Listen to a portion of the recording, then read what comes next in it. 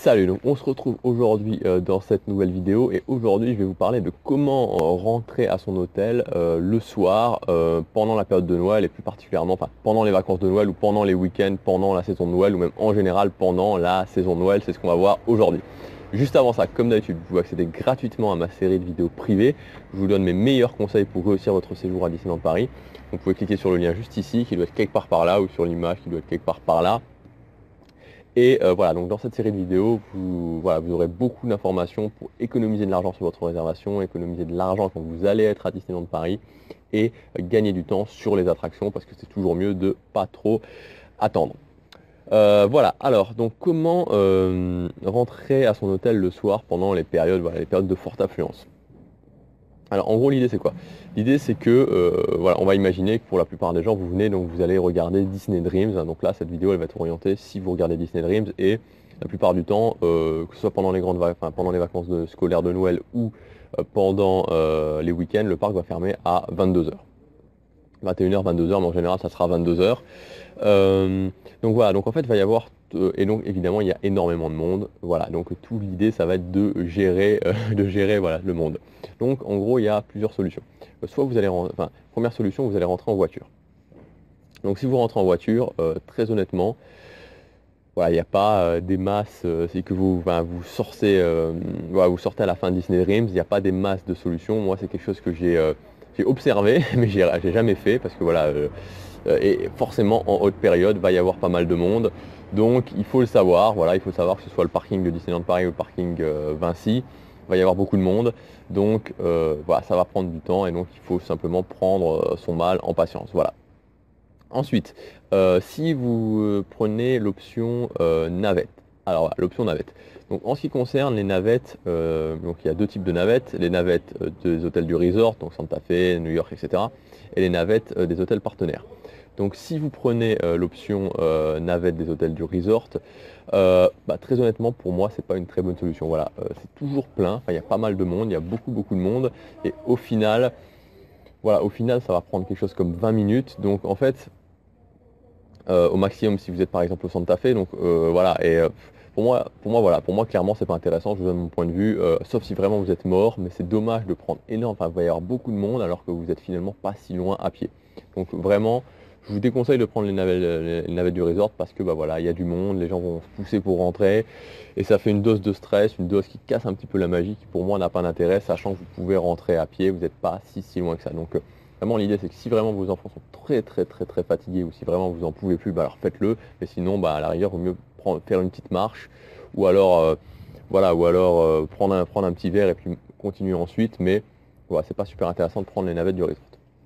Ensuite, les navettes partenaires, les navettes des hôtels partenaires. Donc il y a deux navettes pour les hôtels partenaires, la navette pour les hôtels de Ceris, donc c'est la navette numéro 50, et la navette pour les hôtels de Manille-le-Hongre, c'est la navette numéro 54. Mis à part le Radisson qui a sa propre navette, qui est blanche et bleue, et donc elle qui dessert que le Radisson.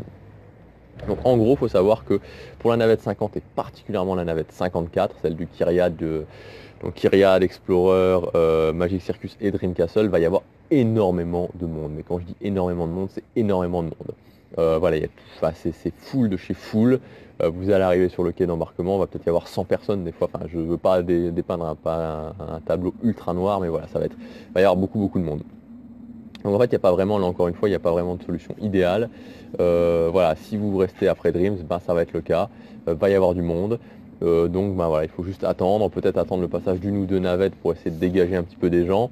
Mais voilà, vous n'avez pas non plus des années parce que de mémoire, la dernière navette, elle s'adapte aux horaires de Dreams, mais elle passe en général 1 heure à 1 h 15 après la fin de Disney Dreams.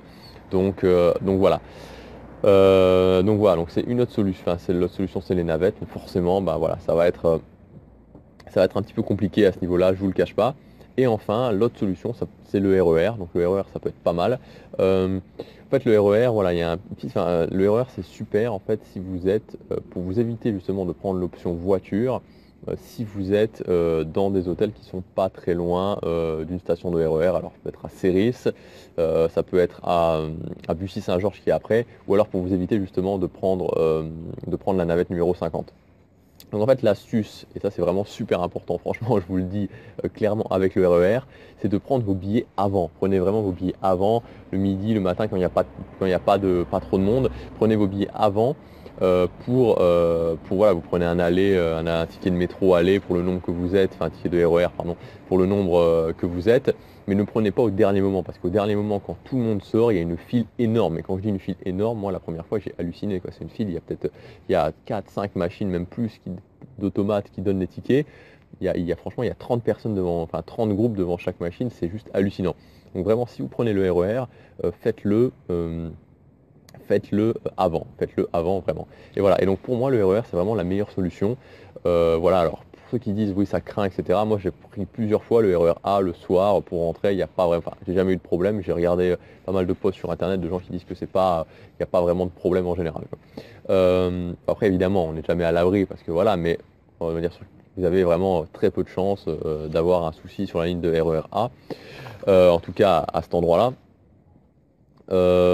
Donc voilà, donc le RER ça peut vraiment être une bonne idée si vous êtes dans un hôtel non partenaire un petit peu plus loin, qui n'est pas trop loin pour marcher évidemment de la ligne RER, ou si vous êtes justement à Céris, par exemple à l'hôtel Élysée qui est pas très loin, et ça vous évite de prendre la navette 50 qui est justement bondée.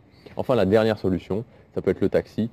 Alors le taxi, voilà, c'est pas, ils sont à la gare, ils sont juste à côté de la gare, donc voilà, ça va coûter une dizaine d'euros suivant si vous êtes dans un hôtel partenaire.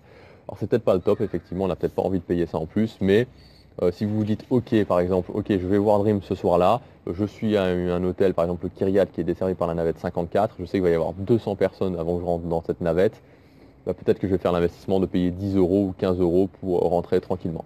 Donc voilà, donc c'est à vous de voir, en tout cas voilà les solutions pour rentrer à son hôtel le soir.